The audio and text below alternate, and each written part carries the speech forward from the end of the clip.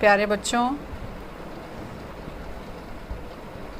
आपका मैं इतिहास के इस क्लास में स्वागत करती हूँ। आज आपका नया चैप्टर शुरू हो रहा है। इतिहास के पहले भाग का तीसरा लेसन, बंधुत्व, जाति तथा वर्ग। लगभग 600 ईसा पूर्व से 600 ईस्वी। बच्चों, आप लोगों ने अभी तक 2 लेसन पढ़ लिया। पहला लेसन आपका हड़प्पा सभ्यता, दूसरा लेसन राजा, किसान तथा नगर। उन दोनों ही अध्यायों में आपने कुछ नई नई जानकारियाँ हासिल की। उसी के क्रम में ये भी आपका लेसन है जिसमें आप 600 ईसा पूर्व, अभी तक आप लोगों ने महाजनपदों को पढ़ा और गणराज्यों को। उसके बाद आपने मौर्य वंश का शासन भी पढ़ा, गुप्त वंश का शासन भी पढ़ा, सिक्कों और अभिलेखों की चर्चा हुई है। लेकिन इस अध्याय में हम प्राचीन भारत के सामाजिक ढांचे का वर्णन करेंगे कि उस समय सामाजिक ताना बाना या सामाजिक ढांचा कैसा था।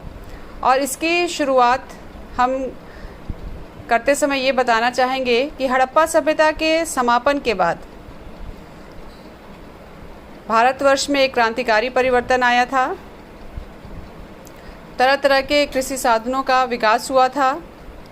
कृषि के क्षेत्र में परिवर्तन हुआ था। नए नए गांव और शहर बसने प्रारंभ हो गए थे। लोहे जैसी धातु का प्रयोग शुरू हो गया था। सिंचाई के लिए विभिन्न साधनों का भी विकास हो रहा था। नहरें, तालाबों और कुएं बनवाए जा रहे थे। उस समय के लोगों की जीविका का मुख्य आधार कृषि ही थी। कृषि कार्य ही एकमात्र उनकी आजीविका का साधन था। तरह तरह के जातियां, तरह तरह के वर्ग भी विकसित हो रहे थे। शिल्पकारों के अपने वर्ग स्थापित हो गए थे। जो जिस कार्य में महारत हासिल किया हुआ था वो उसने अपना एक वर्ग बना लिया हुआ था। इस तरह से देखा जाए तो धीरे धीरे भारतीय समाज में जटिलता प्रारंभ हो गई थी। तरह तरह के कर्मकांड आ गए थे। आप लोगों ने वैदिक सभ्यता पढ़ा था जिसमें मैंने बताया था कि उत्तर वैदिक काल तक आते आते बाह्य आडंबरों और कर्मकांडों की प्रधानता हो गई थी। उसी के परिप्रेक्ष्य में हमारा ये तीसरा लेसन है। और इस लेसन में सबसे पहले हम शुरुआत करते हैं महाभारत। महाभारत काल से हम अपनी इस टॉपिक का स्टार्टिंग करते हैं।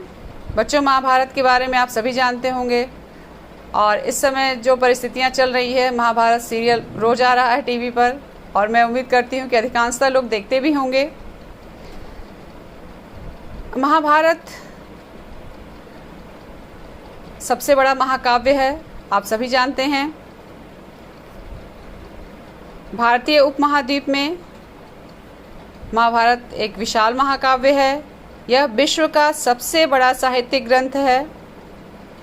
महाभारत को 5वां वेद भी माना गया है। 4 वेद तो हमारे हैं ही, साथ साथ में चूंकि महाभारत इतना विशाल है कि इसे 5वां वेद भी माना गया है। महाभारत की रचना माना जाता है कि महर्षि वेद व्यास द्वारा की गई थी। लेकिन चूंकि यह महाकाव्य बहुत विशाल है, इसलिए इतिहासकारों ने यह माना है कि इसकी रचना लगभग 1000 वर्षों तक चली है। क्योंकि जो साक्ष्य प्राप्त होते हैं उससे ये पता लगाया गया कि जिस महाभारत की रचना महर्षि वेद व्यास ने की थी उसमें तो 10,000 श्लोक थे। लेकिन जैसे जैसे इसमें परिवर्तन आता गया और ये लिखता चला जाने लगा, तब देखते देखते इन श्लोकों की संख्या लगभग 1 लाख तक पहुंच गई थी। यह ग्रंथ समाज के विभिन्न समुदायों के आचार व्यवहार के मानदंड को प्रस्तुत करता है। 1951-52 ईस्वी में पुरातत्ववेत्ता श्री बीबी लाल ने उत्तर प्रदेश का एक ज़िला है मेरठ, वहाँ पर हस्तिनापुर नामक गांव में उत्खनन कराया था, जिससे महाभारत काल के संबंध में कुछ साक्ष्य प्राप्त हुए हैं। अब हम पढ़ेंगे कि महाभारत की विषय वस्तु क्या थी। महाभारत, जैसा कि आप सभी जानते हैं कि संस्कृत में लिखा हुआ ग्रंथ है,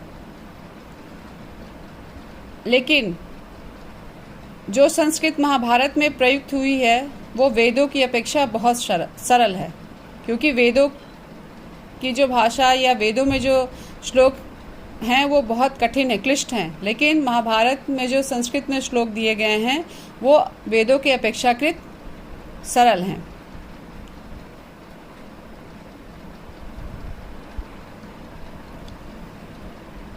आख्यान और उपदेशात्मक श्लोक, ये महाभारत के दो विषय वस्तु थी। आख्यान क्या? आख्यानों में कहानी संग्रह था और उपदेशात्मक श्लोक में सामाजिक आचार विचार, नियम कानून, समाज में रहने के, उठने बैठने के तौर तरीकों के बारे में विवरण मिलता है।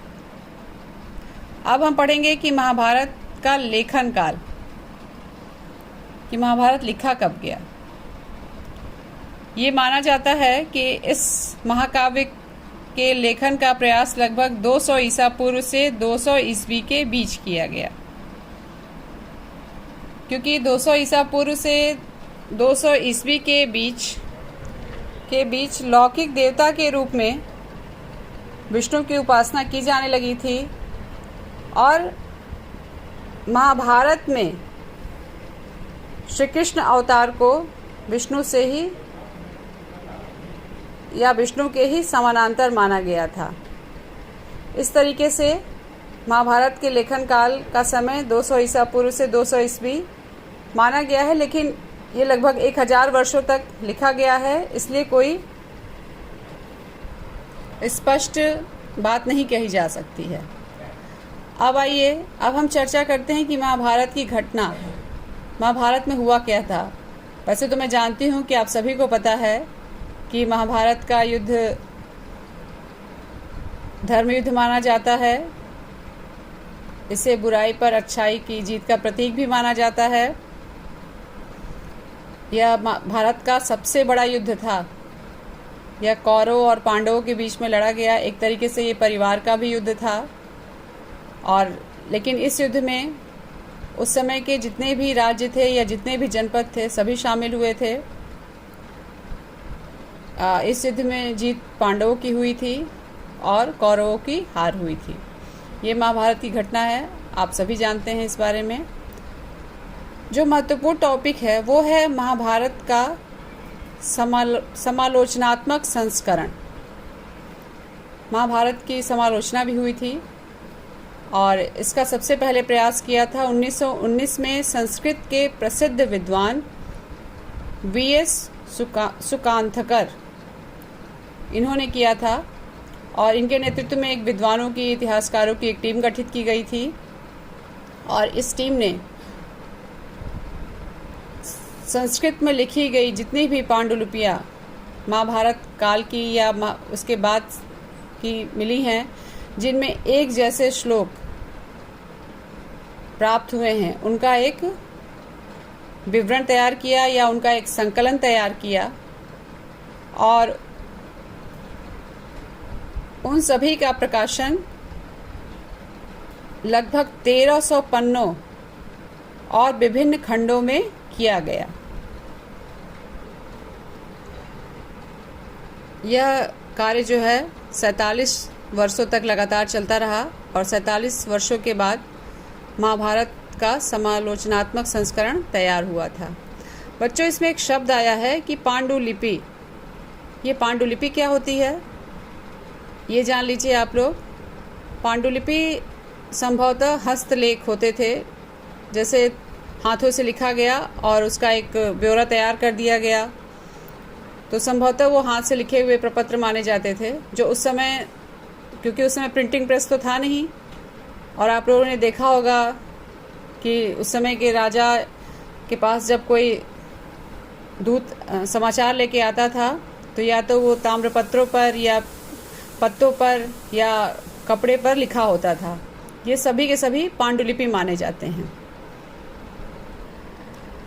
इसी के क्रम में इतिहासकारों ने 19वीं-20वीं शताब्दी में पहली बार सामाजिक इतिहास के पुनर्निर्माण के लिए ब्राह्मणों द्वारा संस्कृत में लिखे ग्रंथों का अध्ययन भी किया था और उस समय के सामाजिक व्यवहार को या सामाजिक व्यवहार के आचार विचार या जो नियम कानून प्रचलित थे उनका उल्लेख किया गया था।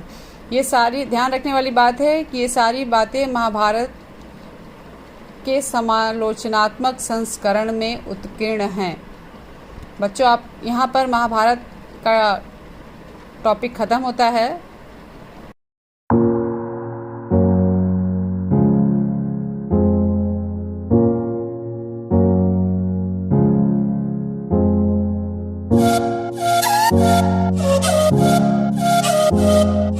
Thank you.